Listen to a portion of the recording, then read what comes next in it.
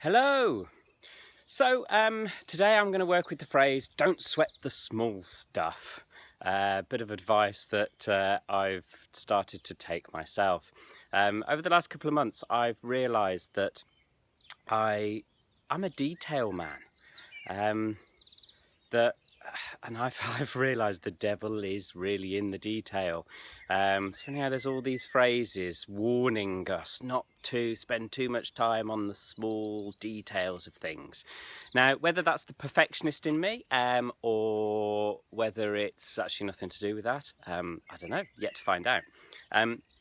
But yes, I've realised, I think I first started to notice on a recent visit up to my very dear friends up in Halifax, and one of my very long walks with Roger the Castle Man. And it was while he was taking photographs of lovely vistas that I realised that I was focusing on all the tiny detail, the plants, the berries in the hedgerows. I found a collection of sheep vertebrae in between some rocks, and and it really did then register with me that when I look back at a lot of the photos I take, a lot of them focus on detail. And I've known for a while now, one of my biggest faults is I overcomplicate.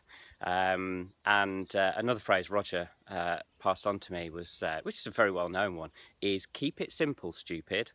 And it's one of the things I've really struggled with, is keeping it simple. I more recently discovered that I was what is known as a Renaissance man, a man who is able to turn his hand to anything. It scientifically is known as a polymath. The terminology that's been used, certainly developed in Britain, is a jack of all trades, which tends to have the meaning that you're not terribly good at any one thing. But I turned that phrase around last year, and when people say, "Oh, you're a jack of all trades," I'd say, "No, I am a master of many." And so then to discover that this is known as a Renaissance man, I quite like that idea, fits in with the creative approach I have to life. However, the trouble with being focused on detail and being someone who can turn your hand to pretty much anything and love learning new stuff is that you become really bogged down, very overwhelmed with the detail. And it was on my run this morning that suddenly that phrase popped into my head: don't sweat the small stuff. And I had a meeting yesterday with my web guy, and the whole point was to simplify how I portray what I do. And my natural tendency is to overcomplicate. In some psychotherapy terms, this is known as small chunks or small chunking. Generally people are either big chunkers or small chunkers. Big chunkers obviously look at the big picture, the vistas, the overall, the end goal, and the small chunkers look at the detail. They look at all the ways of getting to that goal, the little steps. Neither one is particularly good or bad. It just depends on how you process them, how you interpret them. So I think sometimes it's good to consider the big picture. Sometimes it's good to focus on putting one foot in front of the other in order to get to where you want to get. So I suppose ideally, like with everything that I tend to promote, it's moderation in all things, a little bit of everything, mixing it up. And I suppose as well, it looks at, interesting, last summer I started exploring my artistic talents with regards to drawing, sketching, and I tried lots of different techniques, and the technique that I was instantly attracted to and really enjoyed, Pointillism. Pointillism could not get more detailed because your picture, your vista, your whatever you're doing is made up of tiny dots. So it's a wonderful realization when you start piecing things together. Of course, I love sewing, stitching. Yeah, I have to wear my glasses to sew because the detail is so important. The detail is so small. So it just fits in with what I will call my natural mindset. Now, whether it's nature or nurture, that's a whole nother ball game.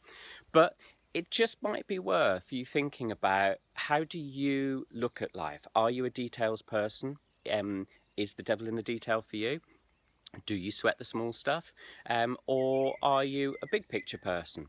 Do you generally go in without a plan, but a very clear vision of what it is that you're going to do?